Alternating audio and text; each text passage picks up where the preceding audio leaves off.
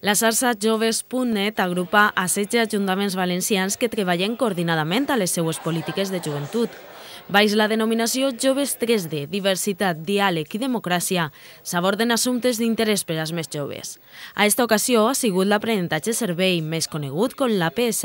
l'eix vertebrador dels 3 dies de debat que s'han celebrat a Torrent. Al estructurarse mediante la fórmula de consorcio, tiene ciertas ventajas porque nos permite acceder a subvenciones de forma conjunta, subvenciones a las que no nos podríamos presentar a lo mejor de forma independiente como municipios pequeños, y también acometer proyectos de un calado importante que de igual forma de forma independiente no podríamos acometer. De fet, la xarxa ja està plantejant-se compartir també recursos materials per a augmentar les activitats dirigides als joves, entre moltes d'elles activitats d'APS. Per a nosaltres, estar dins de la red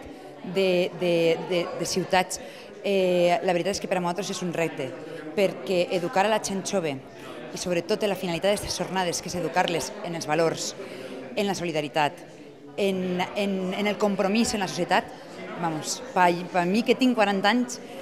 crec que és un pas endavant, perquè crec que fa molta falta en aquesta societat el que la gent jove i després, conforme se fan majors, estiguen involucrats i estiguen compromesos en la societat. Benavent ha aprofitat les jornades per donar a conèixer el projecte de la Taula de la Solidaritat, amb el que es pretén que els xiques de famílies amb menys recursos i perill de deixar els estudis reben un esforç educatiu de la mà d'altres estudiants de nivells acadèmics superiors, intercanvi de coneixements que unís aprenentatge i solidaritat.